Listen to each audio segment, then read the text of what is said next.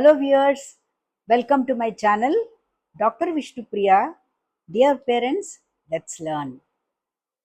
నాకు ఒక తమాషైన ఉత్తరం ఒకటి వచ్చింది, ఈమెయిల్. అందులో ఒక తల్లి తన సమస్యని ఈ విధంగా వివరించారు. మా అబ్బాయి వయసు 4 సంవత్సరాలు. ఒక కారు బొమ్మ ఒకటి, అంటే గుడ్డతో చేసినటువంటి ఒక కారు బొమ్మని చిన్నప్పటి నుంచి కూడా, అంటే ఏడాది నుంచి కూడా ఆడుతూనే ఉన్నాడు. ఇప్పటికీ 4 సంవత్సరాలు వచ్చాయి. ఆ బొమ్మ అసలు దాంట్లోంచి దూది కూడా బయటకు వచ్చేస్తోంది, రంగులు పోయాయి, అసలు షేప్ తెలియట్లేదు. అయినా కూడా దాన్ని వదిలిపెట్టడం లేదు.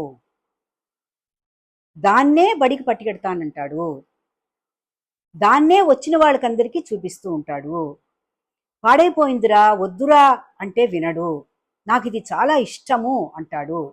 ఆ బొమ్మని పడుకునేప్పుడు కూడా మంచం మీద పక్కన పెట్టుకుని పడుకుంటూ ఉంటాడు. మేడం, చిరిగిపోయిన బొమ్మ మీద అంత ప్రేమ ఏమిటో నాకు అర్థమవటం లేదు మ్యామ్. ఈ అలవాటు నుంచి ఎలా తప్పించాలో కొంచెం సహాయం చేయండి, కొంచెం సలహా ఇవ్వండి అని అడిగారు. Every child is unique.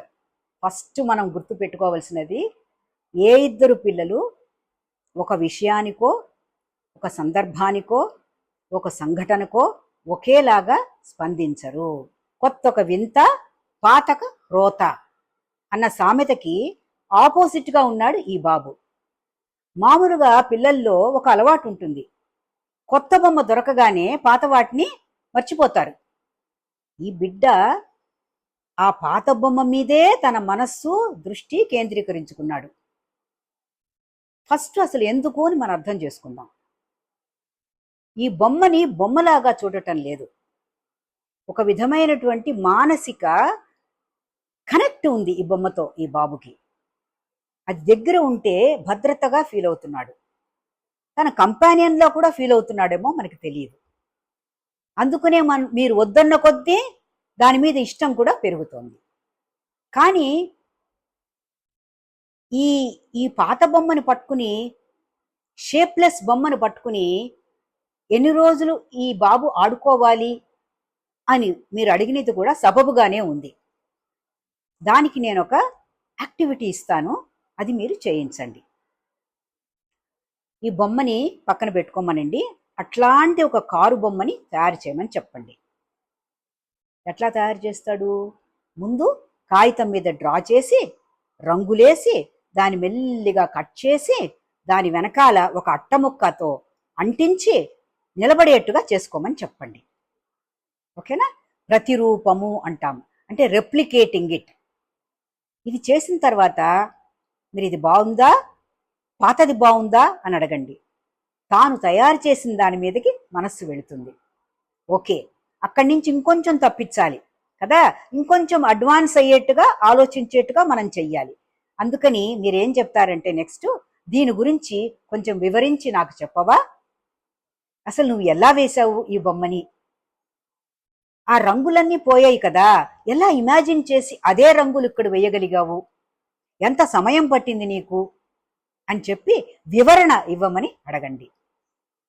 వివరిస్తున్నప్పుడు మైండ్లోంచి పాత బొమ్మ పక్కకి వెళ్ళిపోతూ ఉంటుంది, కొత్త దాని మీదకి ఫోకస్ వెళుతూ ఉంటుంది. మూడో యాక్టివిటీ ఏంటంటే, చాలా బాగుంది, మరి దీనితో పాటు దీనికి తోడుగా ఇంకొక బొమ్మని మనం తెచ్చుకుందామా? నీ బర్త్డే వస్తుంది కదా, ఇట్లాంటి బొమ్మో లేకపోతే ఇంకొక కారో కొనుక్కుందామా? ఉత్సాహం వస్తుంది బిడ్డకి. ఓకే, కొనుక్కుందాం అమ్మా. ఎప్పుడు కొనిపెడతావు?